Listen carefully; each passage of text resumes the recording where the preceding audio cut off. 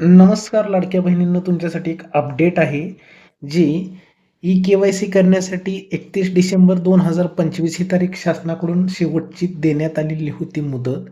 तर या मुदतीमध्ये काही बहिणींची अजूनही ई-के-वाय-सी झालेली नाहीत, काहींनी चुकीचे पर्याय निवडलेले होते आणि त्यांना नोव्हेंबर आणि डिसेंबरचा हप्तासुद्धा मिळालेला नाही आहे. तर अशा महिलांसाठीच ही एक महत्त्वाची अपडेट आहे. तुम्ही बघू शकता राज्याच्या महिला व बालविकास मंत्र्यांनीही अपडेट दिलेली आहे. तुम्ही बघू शकता.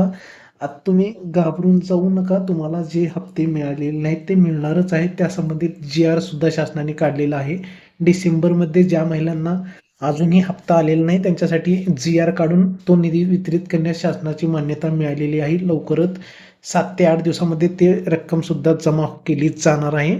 आणि आजच्या व्हिडिओमध्ये आपण जे अपडेट बघणार आहोत, ज्यांची ई-के-वाय-सी चुकलेली आहे, तर त्यांच्यासाठी एक महत्त्वाचं अपडेट आहे. हे फक्त अपडेट त्याच महिलांसाठी आहे ज्यांच्या ई-के-वाय-सी करताना काही चुका झालेल्या आहेत. त्याच महिलांसाठी हे अपडेट आहे. नव्याने कुठलीही ई-के-वाय-सी मुदतवाढ दिली जाणार नाही आहे शासनाकडून सद्यस्थितीत तरी. आणि तर या अपडेटमध्ये तुम्ही बघू शकता, मुख्यमंत्री माझी लाडकी बहीण योजना महत्त्वाची सूचना बघू शकता. महाराष्ट्रातील महिलांच्या आर्थिक सक्षमीकरणासाठी त्यांच्या आरोग्य व पोषणामध्ये सुधारणा करण्यासाठी मुख्यमंत्री माझी लाडकी बहीण योजना राबवण्यात येत आहे. या योजनेच्या प्रभावी अंमलबजावणीसाठी सर्व लाभार्थ्यांना आत्ता सांगितल्याप्रमाणे 31 डिसेंबर 2025 ही अंतिम मुदतवाढ देण्यात आलेली होती ई-के-वाय-सी करण्यासाठी. पण अशा स्थितीत सुद्धा तुम्ही बघू शकता, काही कारणाने ई-के-वाय-सी करताना चुकीचा पर्याय निवडल्याची बाब निदर्शनास आलेली आहे शासनाच्या. म्हणजे ई-के-वाय-सी करताना बहुतेक महिलांनी चुकीचे पर्याय निवडलेले आहेत. त्यांना निवडायचं एक होतं आणि त्यांच्याकडून निवडलं गेलं दुसरंच, अशातले प्रकार आहेत.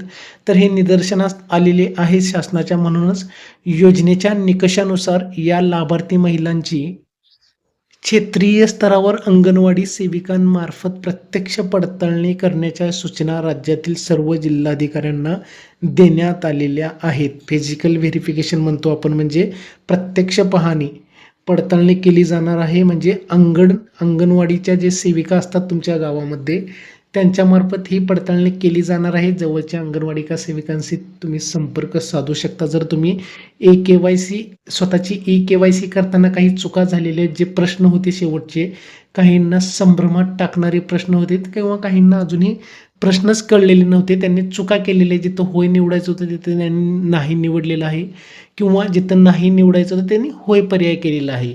तर अशा महिलांसाठी एक शेवटची संधी आहे. ते म्हणजे फक्त एकच ऑप्शन आहे तुमच्यासाठी. जर तुमची ई-के-वाय-सी चुकलेली आहे, ते म्हणजे अंगणवाडीच्या सेविकांना तुम्हाला संपर्क साधायचा आहे. तर तिथे तुम्हाला ज्या चुका झालेल्या आहेत त्यांना प्रत्यक्ष तुम्हाला डॉक्युमेंट वगैरे, तिथे काही आधार कार्ड म्हणा, काही डॉक्युमेंट असतील तर तुम्ही तिथे जमा करू शकता, किंवा त्या अंगणवाडी सेविकांना तुम्ही संपर्क साधा. त्यांच्याकडून प्रत्यक्ष तुम्हाला चुका झालेल्या असतील तर काय माहिती पुरवायची आहे, त्यांच्याकडून प्रत्यक्ष पडताळणी केली जाणार आहे आणि त्या चुका दुरुस्त केल्या जाणार आहेत. आणि तुम्हाला पुढे लाभ जर सुरळीत घ्यायचा आहे लाडक्या बहिणी योजनेचा, तर ही प्रक्रिया अतिशय महत्त्वपूर्ण असणार आहे. ज्या लाडक्या बहिणींचे ई-के-वाय-सी करताना चुका झालेल्या आहेत त्यांनी तर नक्कीच संपर्क साधा अंगणवाडी सेविकांबरोबर, ज्या जवळ असतात, तुमच्या घरापासून जवळच्याच अंतरावरती असतात, गावामध्ये प्रत्येक असतातच.